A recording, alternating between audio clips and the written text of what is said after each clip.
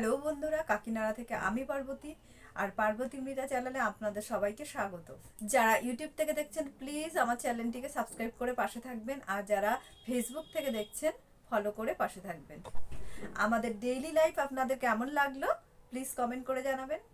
সকালবেলায় কিছু কাপড় জামা কেচে সেগুলো ছাদে নিয়ে এলাম। 2 বালতি আমি হাতে করে নিয়ে এলাম, আর লগ্নজিতে স্কুলে জুতোটা বললাম তুমি নিয়ে চলো। তো ও নিয়ে এসে রোদে দিয়ে দিল। এবার ও ক্যামেরা ধরবে আর আমি এখানে কাপড় জামাগুলো মেলছি।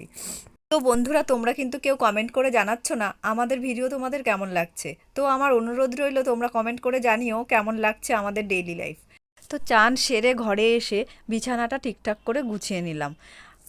বিছানা তোলার সময় লগ্নজিৎ কিন্তু ভীষণ দুষ্টুমি করছিল। ও ক্যামেরা যখনই আমি রেডি করি ও তো তখনই নানান রকম দুষ্টুমি করে। ওই দেখো ভীষণভাবে আমাকে ডিস্টার্ব করছিল। আর পড়তে বসতে বলছি, কিছুতেই পড়তে বসবে না, কারণ পরীক্ষা কিন্তু প্রায় এসে গেছে। সামনে এপ্রিলের 1 তারিখ থেকে হয়তো ওদের পরীক্ষা শুরু হয়ে যাবে। তো জানি না কতটা কি রেডি করতে পারবো, আর কাজের ফাঁকে একদমই সময় পাচ্ছি না ঠিকভাবে ওকে পড়তে বসানোর।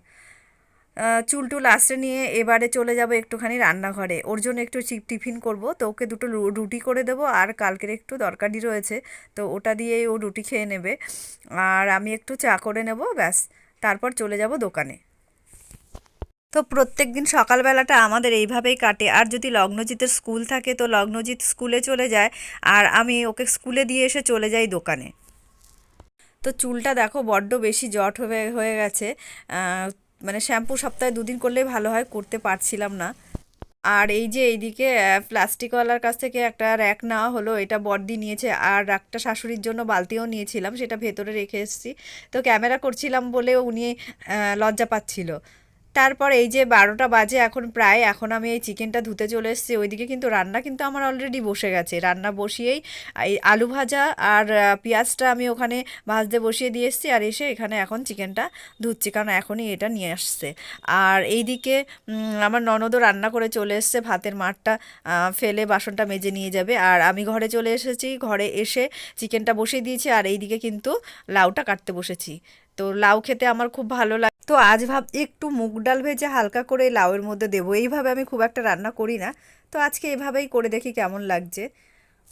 আর লগ্নজিৎ ক্যামেরার সামনে এসে নিজেকে দেখানোর জন্য বারবার চলে আসছে, আর ওর কোনো এক জেঠু ওকে একটা ক্যাডবেরি দিয়েছে বলে ওর খুব খুশি খুশি হয়ে বারবার ক্যামেরার সামনে এসে দেখাচ্ছে। বাচ্চারা চকলেট পেলে খুব খুশি হয়ে যায়। তো আমার রান্না কিন্তু এইদিকে কষানো হয়ে গেছে, মাংসটা জল দিয়ে দিলাম।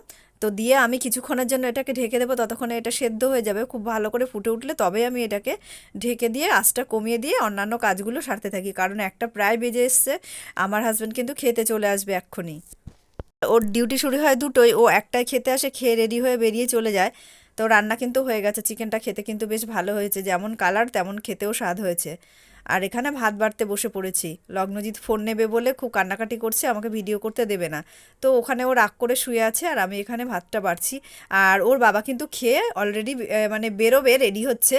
আর তারপর আমরা এখন খাবো দুজনে। আর সিআইডি চালিয়ে দিতে হবে, না হলে ওর খাওয়া হবে না।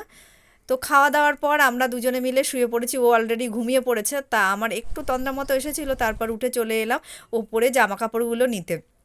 হাওয়ায় অনেক জামা কাপড় এদিক ওদিক পড়ে গেছে, যেগুলো ক্লিপ লাগানো ছিল সেগুলো ঠিক ছিল।